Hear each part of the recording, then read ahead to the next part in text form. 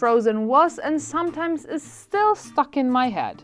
And so is Olaf. I love his voice and quirkiness. Many made a huge cake, so I'm making this tiny one consisting of only 3 muffins. Here we go! First off, you'll need the muffins of your choice. I made my basic vanilla cake with some whole wheat flour. The recipe for that is up here and as usual in the description below as well. Get those suckers out of their paper, or if you want to be more environmentally friendly, directly bake them in silicone molds. The muffins have more or less the right shape I need, but it needs some adjustments. So here I'm cutting the lowest part of his body just a tiny bit more square-ish with my small serrated knife. I don't want any hard edges though, so those are rounded off as well. A plain cake would be boring, so I make a hole into the muffin and set it aside to be filled with some nice pudding buttercream. The next part needs to be a bit narrower, so I cut it like this here, and again, no hard corners. And for his face, I just try to give it the appropriate shape without harming the structure of the muffin too much.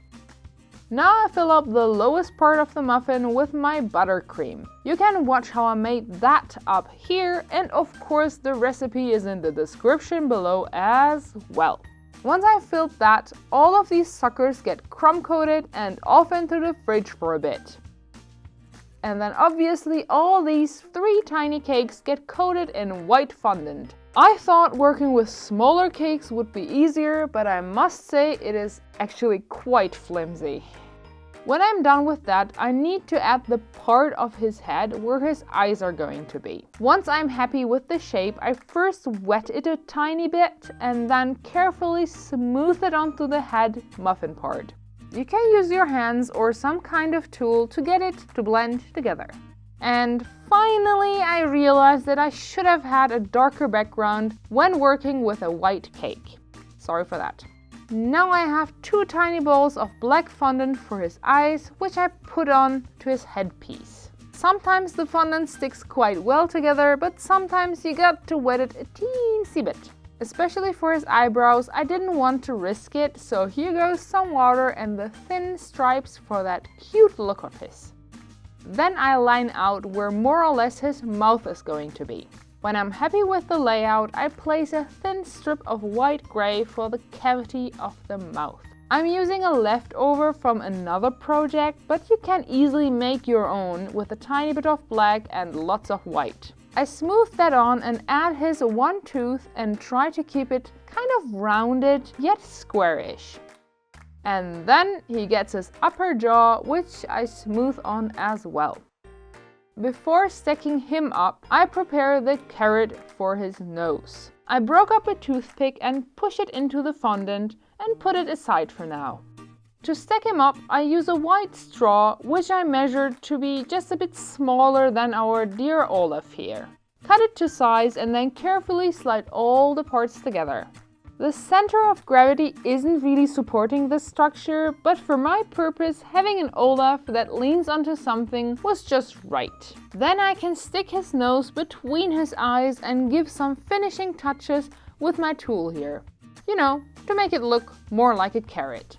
I am a sucker for detail, but making the stones were dead easy. Just apply a bit of water and pinch a tiny bit of your black fondant, but keep it pretty rough and just very slightly push it onto him. Don't push too much, else it will be too smooth and boring and even a bit too flat. For his feet, I'm making a pseudo marshmallow. Wait, I could have used an actual marshmallow here. Well, never mind. I cut it into 2 pieces and first test how they fit to the body. When I'm happy with that, I attach it with a tad of water and we're almost done. Now for his arms and hair, I'm melting some dark chocolate, but try to keep it pretty thick. Fill that into a small piping bag or plastic bag and then pipe the arms, which I approximately measured with my fingers. I don't want to be too precise or perfect here, as these are twigs and they should look natural. I keep them a bit thicker than they should be, as I don't want them to break at the first touch. Same goes for his hair here. I made a few more because having extras never hurts, and then you can correct the shape a bit here or there with a toothpick if you want to. Once they have set, you can apply a tiny bit of water to the fondant and carefully push the chocolate onto that. For his hair, I made a small hole for his head and pushed that in carefully. And that's it! I really like how it turned out. Are you looking forward to the new Frozen movie? I'm kind of interested where they will take the story from here. Let me know what you think in the comments below. I hope you enjoyed this video and cake as much as I did.